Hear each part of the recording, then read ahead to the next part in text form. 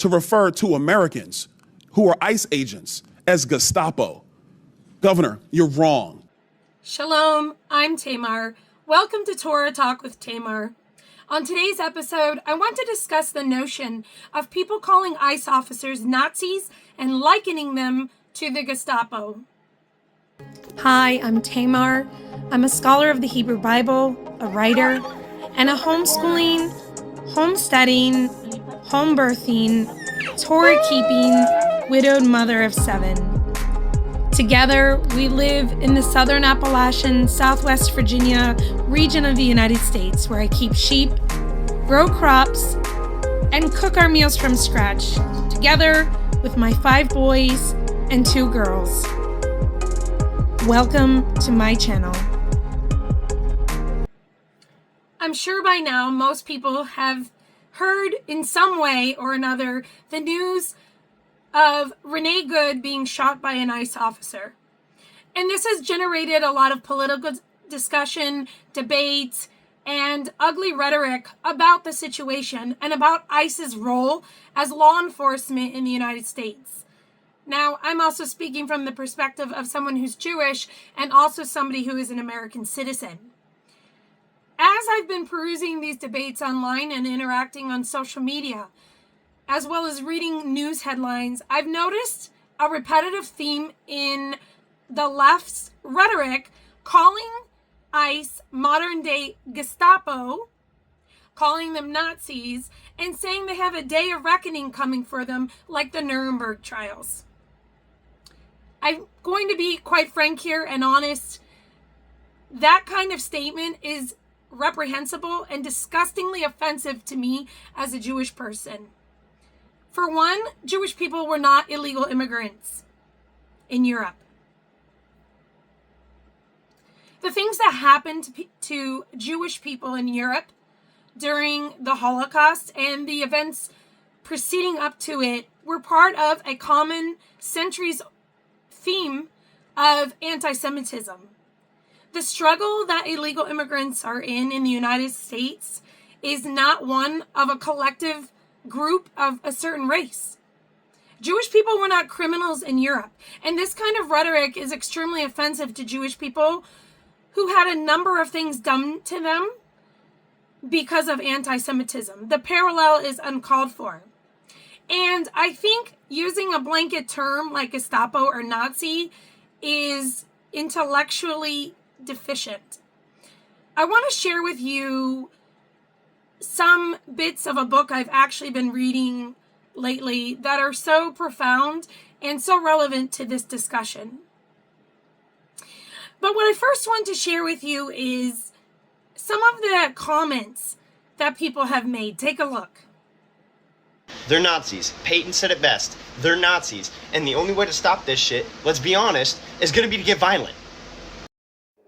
And he's not the only person on social media mimicking whoever in charge of their doctrinal teachings is putting this out.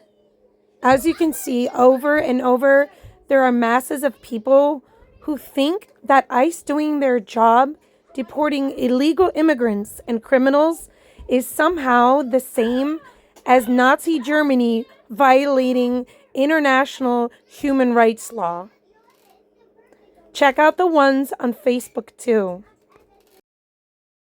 I even had somebody message me privately.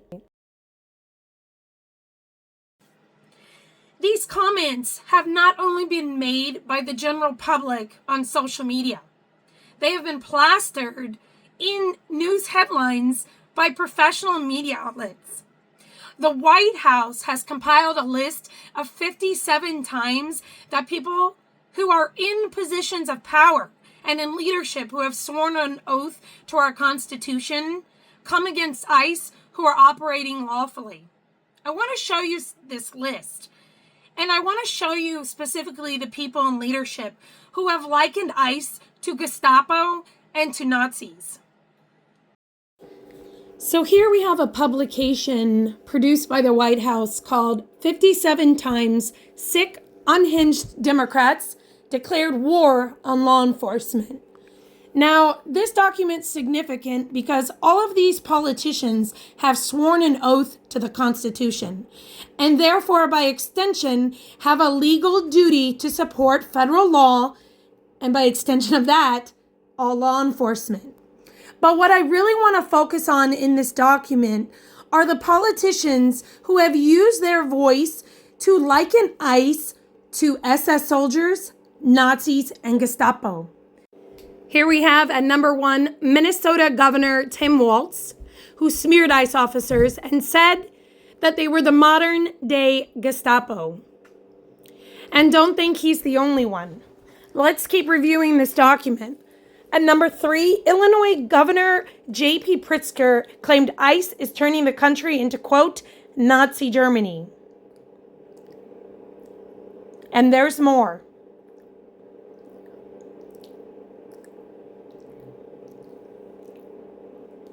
Take a look at all of the representatives and politicians sworn to an oath to our country, but not standing behind ICE officers.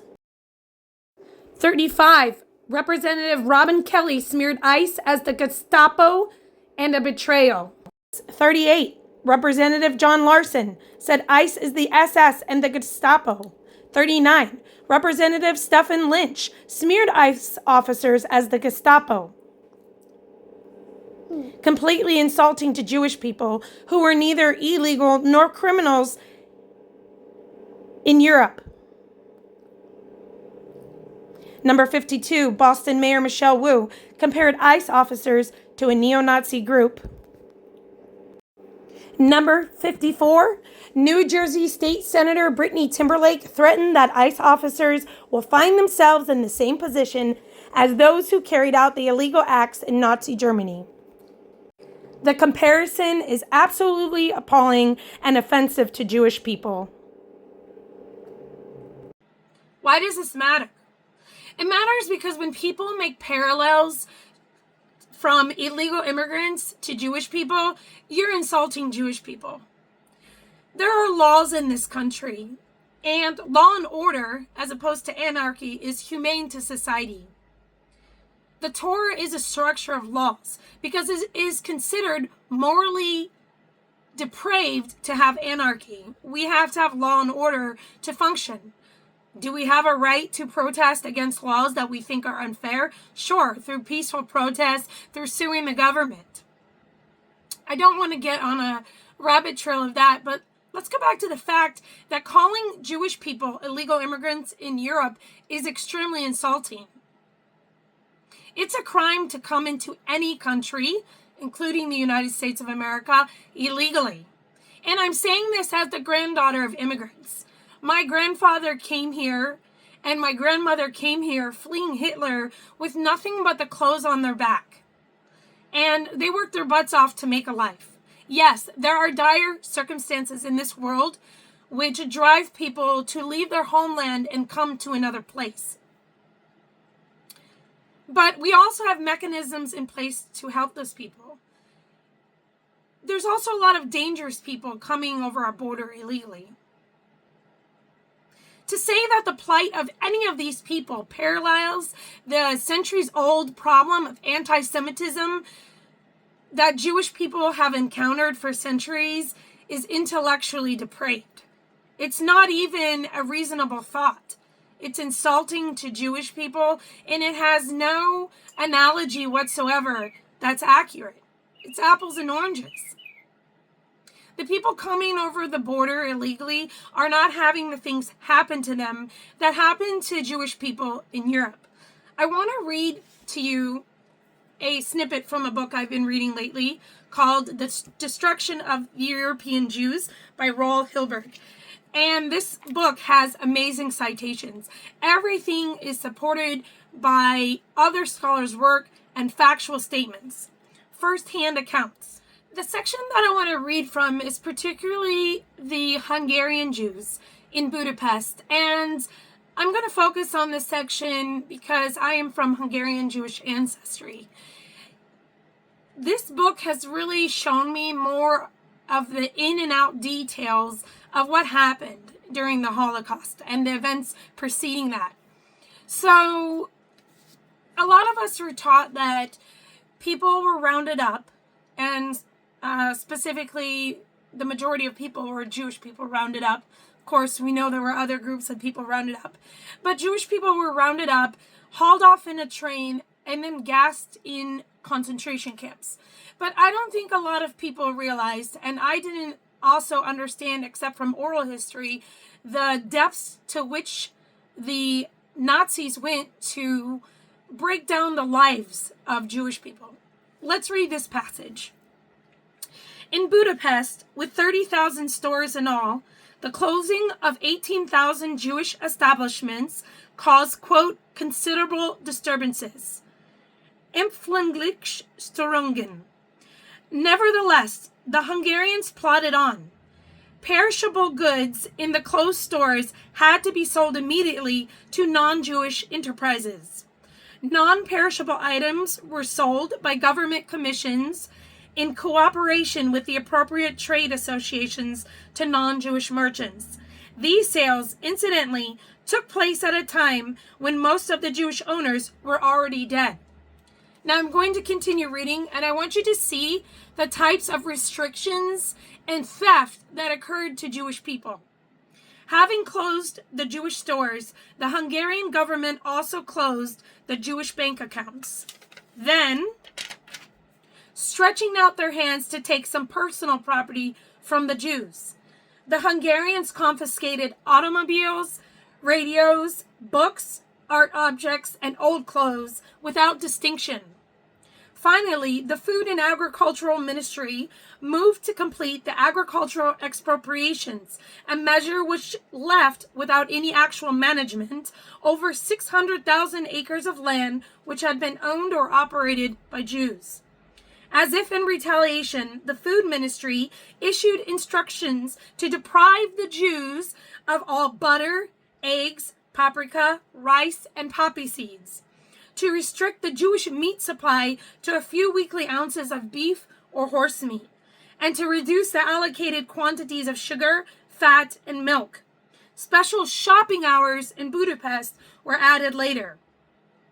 While the Hungarians fell all over themselves, capturing and consuming the Jewish loot, the German invaders quickly snatched from under their noses a choice morsel of Jewish property.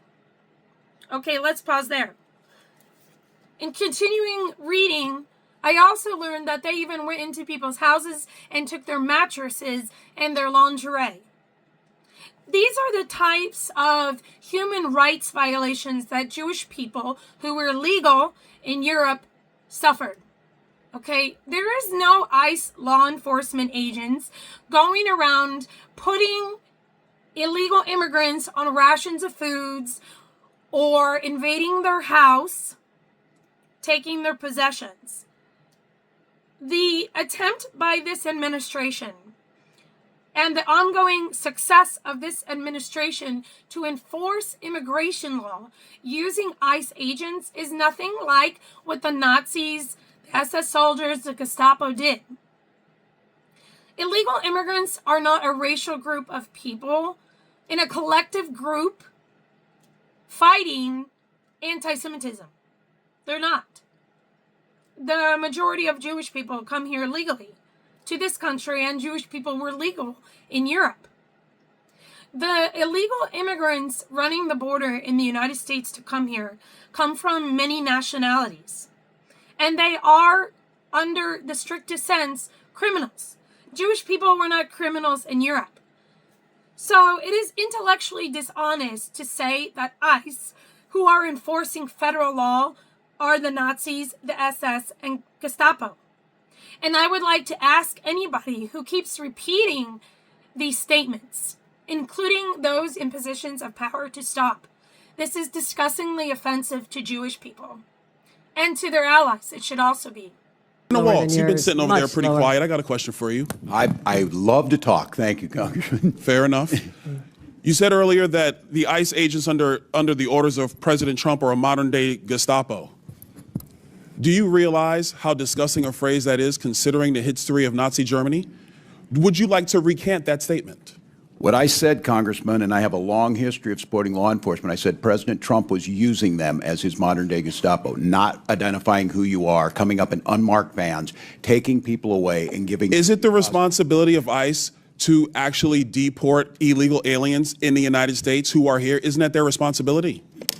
Yes, it is, Congressman, except that the Constitution is not an inconvenience. It's not an either-or. Nobody You said can an do your inconvenience. job and You have a practice due responsibility to deport illegal aliens, and the Through due president is process. going through that process right now. And not let's be just- very clear, the previous administration, they abused every process there is under border laws to allow more than 10 million people into the country illegally. And this is a burden on all Americans. And so the president is doing his job. So it is sick to refer to Americans who are ICE agents as Gestapo. Governor, you're wrong. You need to apologize to these agents. They're doing their jobs. They are Americans. They serve this country with honor and decency and respect. Do not diminish their work simply because you tried to make a cheap point that you could tweet. I yield back. Now, we have the question of the Jewish mayor, Jacob Frey, in Minnesota, who, in no uncertain terms, told ICE to get the bleep out of Minnesota. I really wonder how he can reconcile his Jewish faith, his Reform Jewish faith, of which I'm also part of the Reform Jewish movement, how he can reconcile that with his belief in Judaism. The Jewish culture is one of law and order, and anarchy is the antithesis of having a law as sound as the Torah. Yes, we should advocate for the non-native people in our land and for those who are hungry, are tired, are poor, but we have legal mechanisms to do that. Regardless of what side of the aisle you are on with illegal immigration, I hope that you can agree that insulting Jewish people by saying that we were criminals and illegal immigrants in Europe that were being removed is wrong. I hope that you will think about what you're saying and about the consequences of saying that in society. Thank you for joining me on another Torah Talk with Tamar. I'm Tamar, and I hope that you tune in and stay tuned for more episodes of Torah Talk with Tamar, where I discuss the relevance of an ancient text in today's world. Shalom.